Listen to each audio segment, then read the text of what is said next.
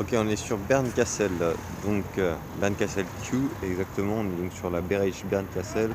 On retrouve du coup les villages à côté, Gras, Wellen, Zeltingen, Urzig, Erden. Les premiers, on est sur les terroirs de schiste bleu, en fait c'est plutôt du schiste noir. La deuxième, on est plutôt sur des schistes rouges, et on a aussi du basalte dans certains endroits comme sur Urzig. Voilà. Du coup là on est sur des grands terroirs avec plus d'altitude. Dans le Puy de Sarre on était à peu près 300 mètres, là on monte plutôt autour de 400. Et on a toujours des terroirs qui sont très pentus avec énormément de belles expositions. Ceci donne énormément de gras. On a énormément de gras dans les vins de Moselle. Toujours le même style de vin que dans le Sahara avec un peu plus de concentration si je peux. Sinon bah là j'étais chez Dr Lausanne, donc qui est l'un des plus réputés, une grande famille. Un ancien poéticien qui avait monté ce domaine pour s'amuser et qui fait aujourd'hui partie des plus connus en termes d'import-export.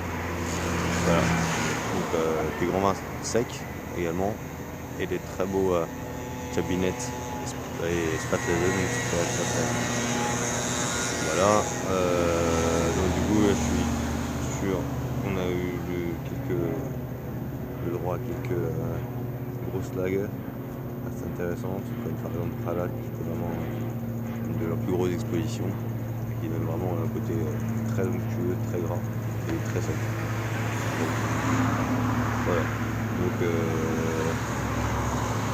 la ville où je suis là, qui est je trouve plutôt magnifique, c'est Bernkastel Q. Et du coup c'est une ville qui fait partie vraiment du patrimoine. En tout cas, je pense que c'est une des plus belles villes que j'ai vues en Allemagne pour l'instant. Donc on a la Moselle qui traverse la ville.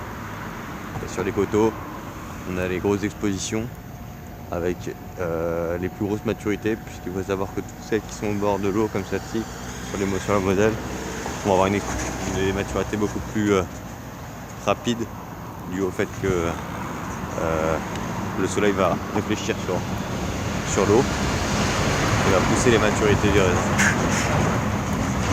Donc tous les grands crus sont faits, si je ne me trompe pas, depuis 1686. Et c'était une histoire de taxes en fait. Plus vous étiez sur des terroirs qu'on pourrait dire prestigieux, plus vous payez des taxes importantes. Donc les classements sont faits depuis des années et des années. C'est l'histoire de taxes. Donc voilà. Du coup, c'est bon. J'ai cité mes Bereich, j'ai cité les Gemein de Bernkastel Q, les principales les terroirs où sont situés les vignerons que j'ai vus, et même les grosses lagues. Je crois que c'est Polo qui va être content. Allez, bisous.